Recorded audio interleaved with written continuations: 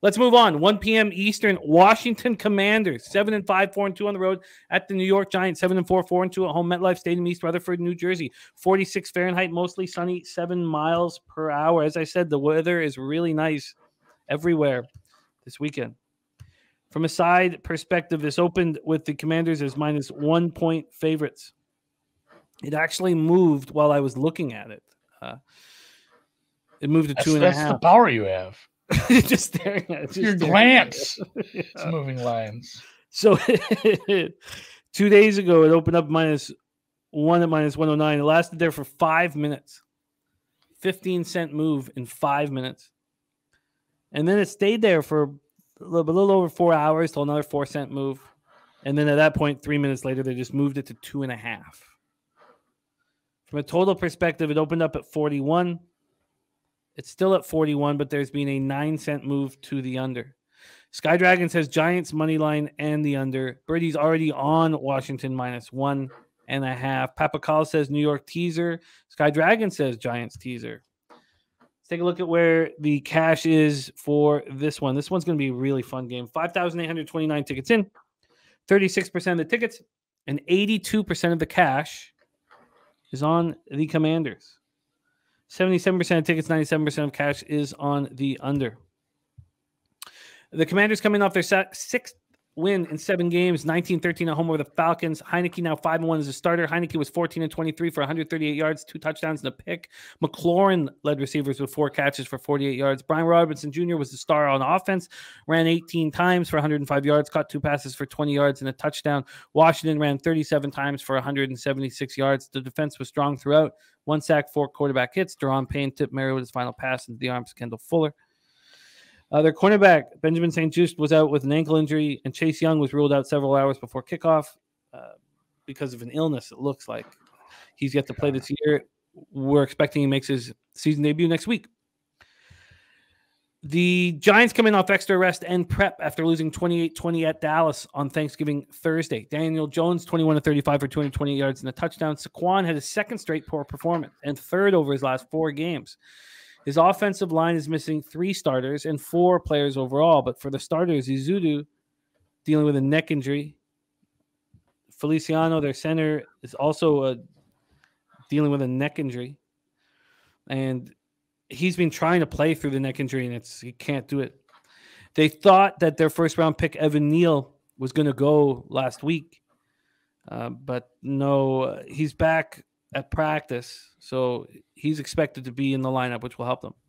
Barkley's only good performance over the last month was when he had 2 weeks to rest prior to playing against the worst rushing defense in the league in the Texans.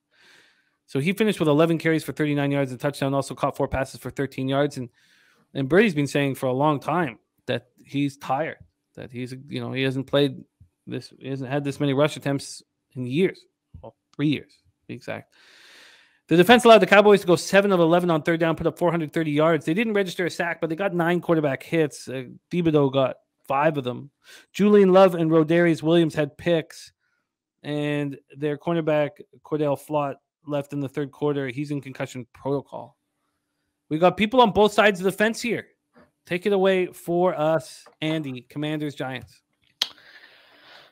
Teaser leg. Next game. Low total. I mean, the Giants had a rough test last week. The Cowboys are peaking. There was a time and a place where the Eagles were going to run away with the NFC, but like the NFL often does, a couple teams always seem to catch up and the playoffs turn out interesting. The Cowboys and the 49ers are those teams. Maybe the Vikings continue doing what they're doing, but the Cowboys are playing incredible right now, and they backdoored it. That score maybe isn't indicative of how they played, but the Giants have been a good enough team. They're a home underdog in division here with a low total. This is a teaser I love, love, love, love, love. And teasers were a little rough at the beginning of the year, and people were down on it. People were on the timeline, people in the chats, people in the Discords were mad at it. And the thing is, and Aaron Bistron says, the NFL always calibrates itself. You know what the NFL market does too? And that's what betting late in the season is going to be tougher unless you can find injury angles or get ahead of the moves. because the market becomes more efficient. And these Wong teasers, these basic strategy teasers, they're predicated on the market being efficient.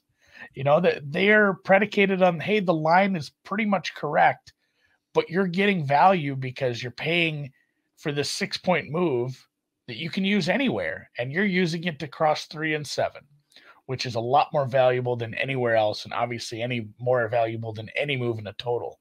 So the fact that the Wong teasers, these basic strategy teasers, are predicated on the market being efficient. The fact that the market becomes more efficient later in the season makes me like teasers even more as we head into the home stretch / the playoffs. So yes, Papa calls, Wongs are making a comeback, and I'll save the other half for when we get to that game. But I am taking a 6-point New York Giants teaser to take them out to 8.5 at home in the Meadowlands versus the Commies.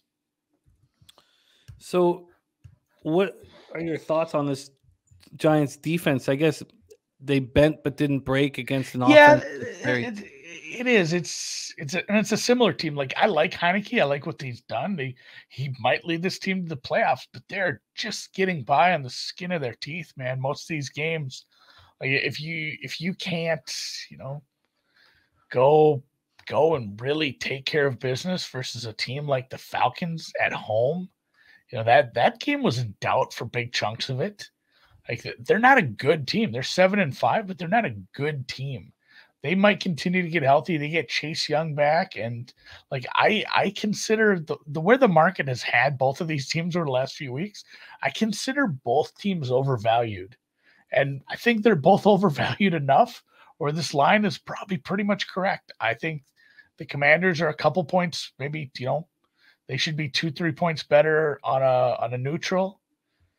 I honestly think the 2.5 is maybe a bit much. If you made me bet this straight up, I'd probably take the Giants, which I'd much rather have the teaser leg, and just especially with a total of 40.5. But I'd make this line like -1, -1.5. So I think they're both a little overrated as far as teams go, and I love having over a touchdown in this one.